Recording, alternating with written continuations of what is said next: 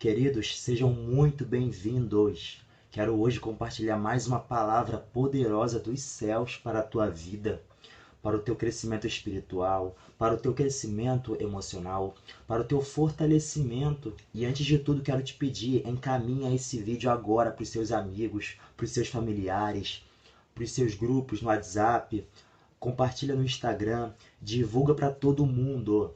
Quero te pedir também, me ajuda se inscrevendo aqui no canal. Se inscreva, curta e também ative as notificações para que você possa ficar atualizado sempre que eu postar um vídeo novo aqui no canal.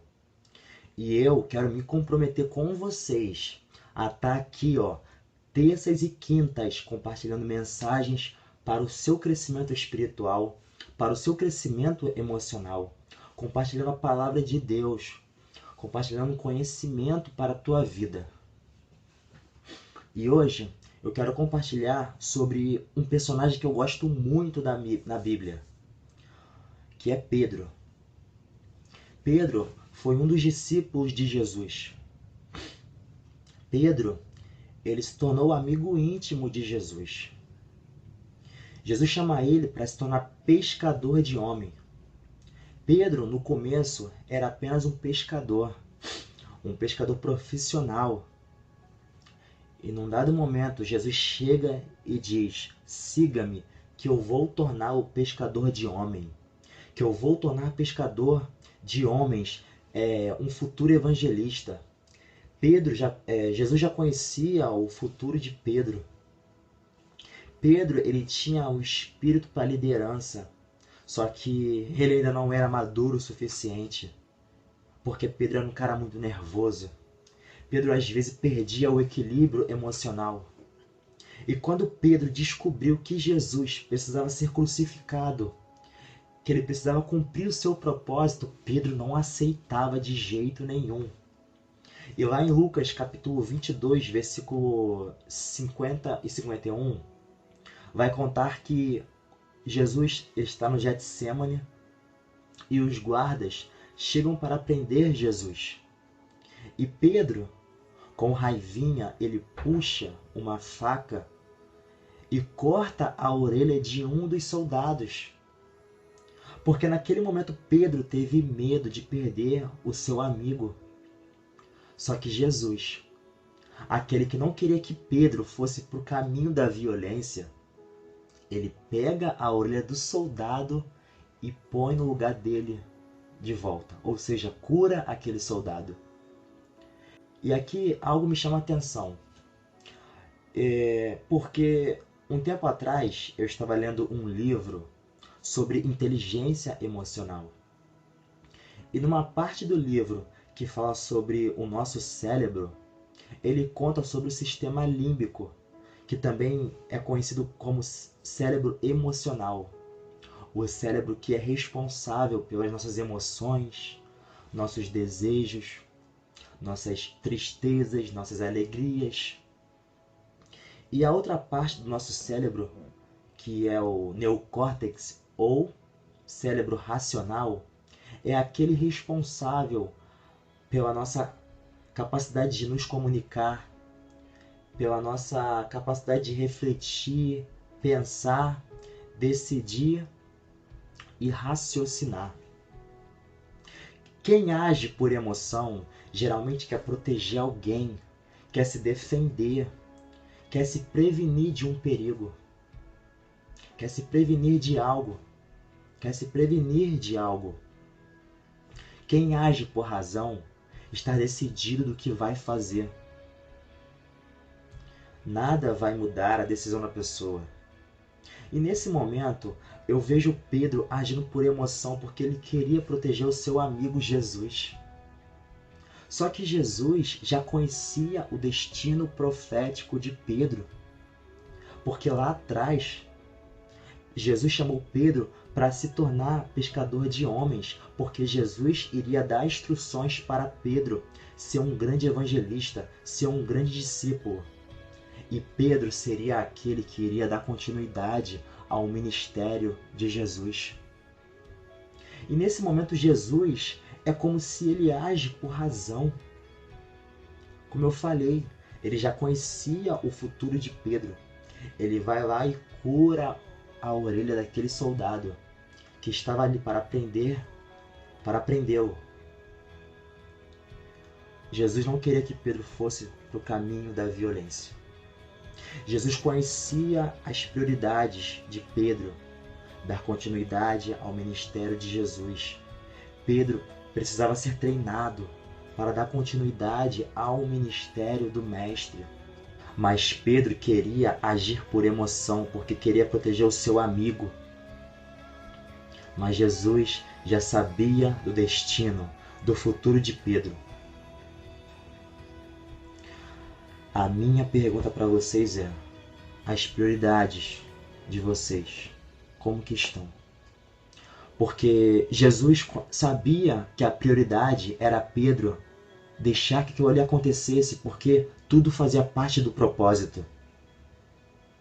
E muitas das vezes a gente quer agir por emoções. Temos medo de uma amizade que vai embora. Temos medo quando um relacionamento vai embora. Só que bem sabemos que temos prioridade. A vontade de Deus é a nossa prioridade. O ano ainda não acabou. Estamos em julho ainda. Quais são as suas prioridades para este ano? Quais foram as promessas que você fez no início do ano que ainda não cumpriu?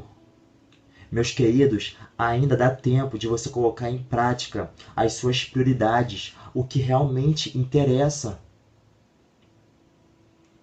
Você precisa decidir hoje colocar as suas prioridades no devido lugar. O que é necessário você fazer? Entenda que essa vaga nesse concurso, essa aprovação, esse emprego, essa mudança que você tanto quer, não dependem de pessoas, depende somente de você. É você que vai conquistar essa vaga, é você que vai conquistar essa mudança, não são as pessoas. Você precisa entender que as prioridades, você precisa colocar elas no devido lugar. Para de agir por emoção em tudo, querer se proteger, ficar com medo de perder pessoas, perder amigos, relacionamentos, porque não são eles que vão conquistar os teus sonhos, aquilo que você tanto quer, tanto deseja, tanto arde o teu coração. Você precisa colocar hoje as suas prioridades no devido lugar, o que realmente interessa. Entenda que a vontade de Deus, ela é boa, perfeita e agradável. Se tiver que se afastar, se afaste. Se essa pessoa não está te acrescentando, se afaste dela. Você precisa hoje tomar uma decisão. E eu quero te encorajar a tomar a decisão hoje de colocar as prioridades no devido lugar. Se atualize. Comece a estudar mais a palavra. Busque conhecimento. Comece a ler bons livros. Se atualizar. Se você está andando com pessoas que não estão te acrescentando espiritualmente, emocionalmente, comece a se afastar. Porque para o próximo nível que Deus quer te levar, pessoas que vão te acrescentar, pessoas que vão te dar o norte, elas estarão ali, ó, do teu lado. Pessoas que realmente se importam, que sabem o que você deseja conquistar, que sabem que você trabalha, que você estuda. Se realmente elas se importam contigo, são seus amigos, elas vão permanecer. Mas para o nível que Deus quer te colocar, para o novo estágio que você vai ingressar, nem todo mundo vai se adaptar ao seu novo padrão de vida.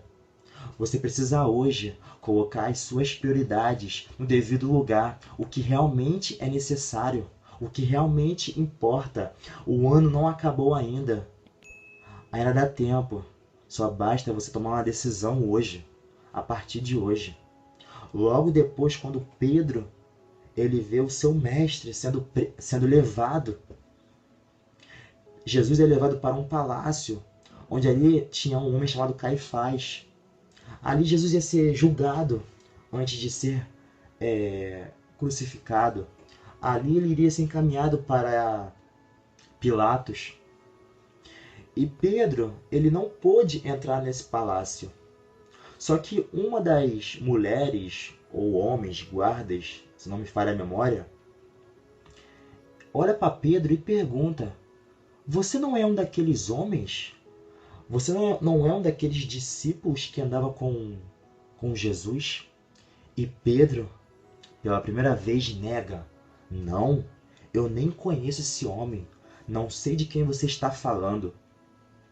Mais adiante, Pedro, ele se reúne com alguns guardas em volta de uma fogueira. E ali, novamente, alguém pergunta para ele: você não é um daqueles homens que andava com aquele homem que foi preso, chamado Jesus? E Pedro novamente responde: eu não sei de quem você está falando, eu não conheço ele. E pela segunda vez, Pedro nega a Jesus. Pela terceira vez, alguém ali, em volta daquela fogueira, pergunta para Pedro: ei, você não é um daqueles homens que andava com Jesus? E Pedro se irrita e fala: eu não conheço esse homem, não sei de quem você está falando. Pelo amor de Deus, nunca vi esse homem. Ele aqui, Pedro, ele nega pela terceira vez. Conhecemos a história. Jesus é crucificado. E após a sua ressurreição, lá em João 21, vai contar que Pedro, ele volta a pescar. Ele volta para o seu trabalho de antigamente. E Jesus, ele vai para uma praia. E Pedro está em alto mar pescando. E ali com alguns discípulos, eu posso imaginar que talvez seja João, que era o apóstolo do amor, né? Aquele que gostava de colocar a equipe, os discípulos, em união, trazer harmonia para a equipe. Eles olham e vê alguém se aproximando na praia. E de repente Jesus grita: ei! Ei, vocês! E nisso Pedro, ele olha para a praia e não reconhece aquele homem que está vindo. E Jesus novamente, ele grita: ei, filhos, tem alguma coisa para eu comer?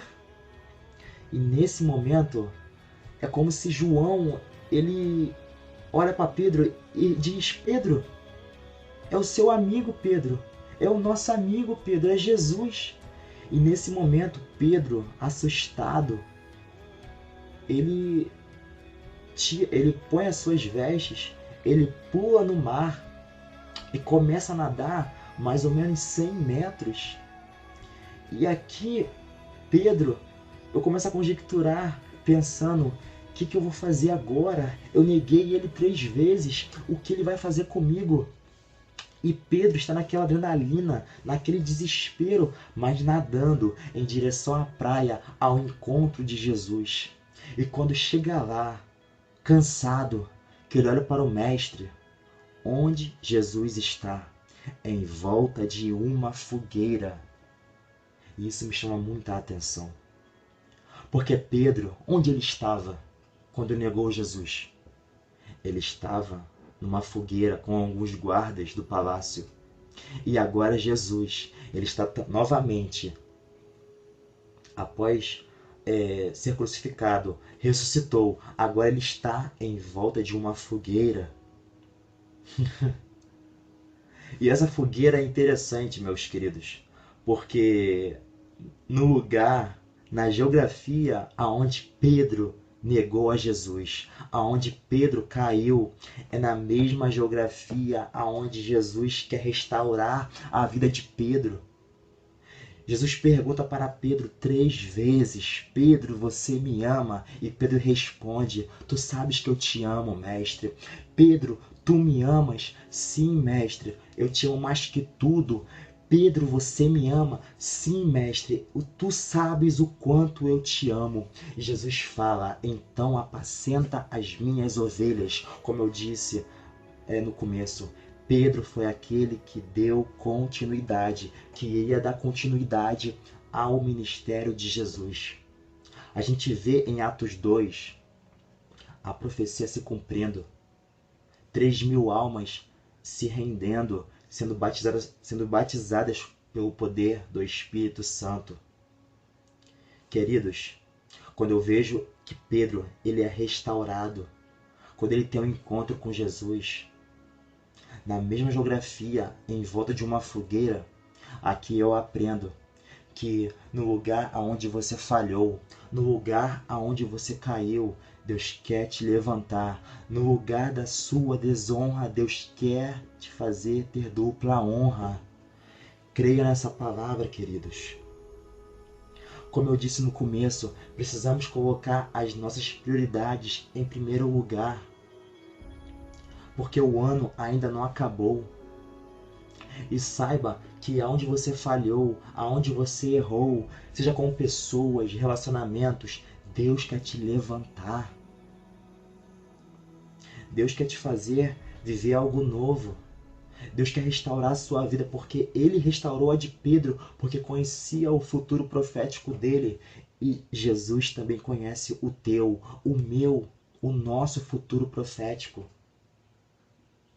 Só coloque em primeiro lugar as suas prioridades. Eu quero deixar essa palavra para a sua vida. E eu espero que ela seja como uma flecha.